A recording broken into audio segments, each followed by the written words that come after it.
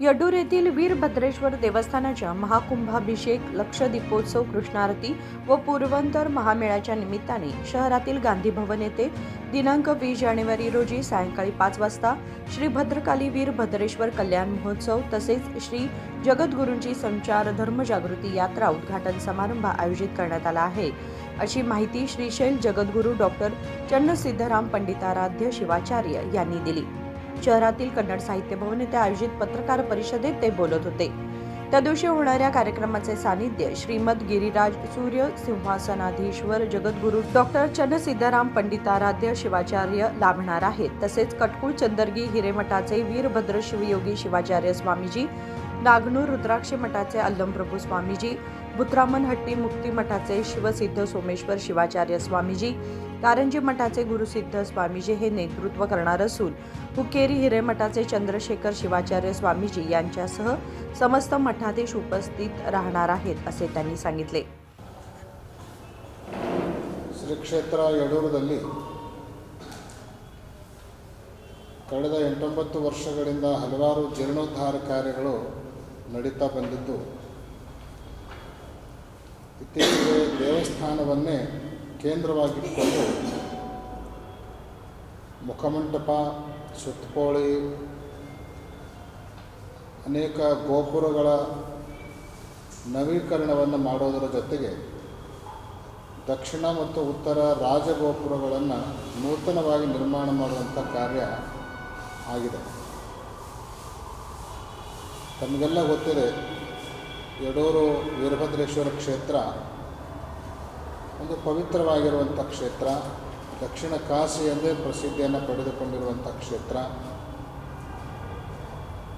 ಕರ್ನಾಟಕ ಸೇರಿದಂತೆ ಮಹಾರಾಷ್ಟ್ರ, ಗೋವಾ ಮುಂತಾದ ಹಲವಾರು ರಾಜ್ಯಗಳ ಮತ್ತು ಎಲ್ಲ ಜಿಲ್ಲೆಯಿಂದ ಭಕ್ತರು ಆ ಕ್ಷೇತ್ರಕ್ಕೆ ಆಗಮಿಸುವಂತಹ ಒಂದು ಪ್ರಸಿದ್ಧವಾಗಿರುವಂಥ ಕ್ಷೇತ್ರ।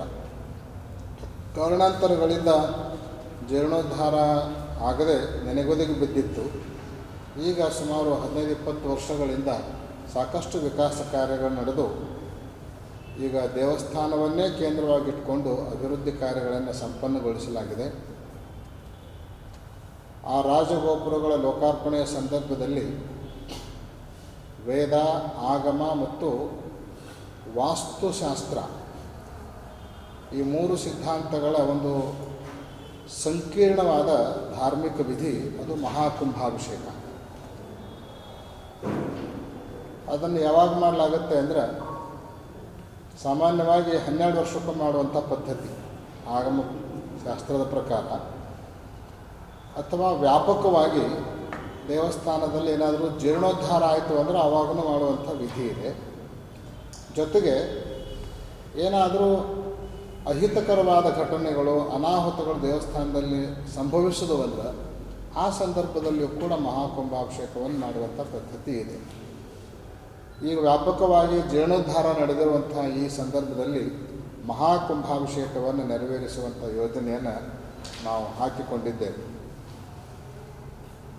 ಬಹುತೇಕ ಬೇರೆ ಬೇರೆ ಆಂಧ್ರ, ತಮಿಳು, ಕೇರಳ ಈ ಭಾಗದಲ್ಲಿ ಕುಂಭಾಭಿಷೇಕದ ಹೆಸರನ್ನು ನಾವು ಕೇಳ್ತೀವಿ, ಆದರೆ ಕರ್ನಾಟಕಕ್ಕೆ ಇದು ಹೊಸದು। ಆದರೆ ಆಗಮಶಾಸ್ತ್ರದ ಪ್ರಕಾರ ಇದನ್ನು ಮಾಡಬೇಕು, ಅದನ್ನು ಮಾಡೋಣದರಿಂದ ದೇವಸ್ಥಾನದಲ್ಲಿರುವಂಥ ಒಂದು ದೈವಿ ಶಕ್ತಿ ವೃದ್ಧಿಗೊಳ್ಳೋದರ ಜೊತೆಗೆ ಆ ದೇವರಲ್ಲಿರುವಂತಹ ದೇವತಾ ಮೂರ್ತಿಗಳಲ್ಲಿರುವಂತಹ ಲೋಕ ಕಲ್ಯಾಣಕಾರಕ ಶಕ್ತಿ ಏನಿರುತ್ತಲ್ಲ ಅದು ಕೂಡ ಸಾಕಷ್ಟು ವ್ಯಾಪಕಗೊಂಡು ಲೋಕ ಕಲ್ಯಾಣ ಉಂಟಾಗುತ್ತೆ ಅನ್ನುವಂಥದ್ದನ್ನು ಶಾಸ್ತ್ರದಲ್ಲಿ ಹೇಳಲಾಗಿದೆ। ಇಂತಹ ಮಹಾಕುಂಭಾಭಿಷೇಕವನ್ನು ಬರುವ ಮಾರ್ಚ್ 5 ಮತ್ತು 6ರಂದು ಹಮ್ಮಿಕೊಳ್ಳಲಾಗಿದೆ, ಶುಭ ಮುಹೂರ್ತವನ್ನು ನೋಡಿಕೊಂಡು। ಈ ಮಹಾಕುಂಭಾಭಿಷೇಕವನ್ನು ಕೇವಲ ಒಂದು ಧಾರ್ಮಿಕ ವಿಧಿಯಾಗಿ ಮಾತ್ರ ಮಾಡಲಾರ್ದೇ ಇದನ್ನೊಂದು ಸಾಮಾಜಿಕರಣಗೊಳಿಸಬೇಕು, ಇದಕ್ಕೆ ಸಾಮಾಜಿಕವಾದ ಒಂದು ಸ್ಪರ್ಶವನ್ನು ಕೊಡಬೇಕು ಅನ್ನೋ ಉದ್ದೇಶವನ್ನು ಇಟ್ಕೊಂಡು ಅದರ ಪೂರ್ವಭಾವಿಯಾಗಿ ಸುಮಾರು 51 ದಿನಗಳ 10 ಹಲವು ಕಾರ್ಯಕ್ರಮಗಳನ್ನು ನಾವು ಆಯೋಜನೆ ಮಾಡಿಕೊಂಡಿದ್ದೀವಿ। यावेळी हुक्केरी हिरेमठाचे चंद्रशेखर शिवाचार्य स्वामीजी, इलकल येथील अन्नदान शास्त्री, सुरगेश्वर मठाचे गुरु सिद्धेश्वर शिवाचार्य स्वामीजी, बसवराज भाते व अन्य मान्यवर उपस्थित होते. विनोद कोलकार, KMM मराठी, बेळगाव.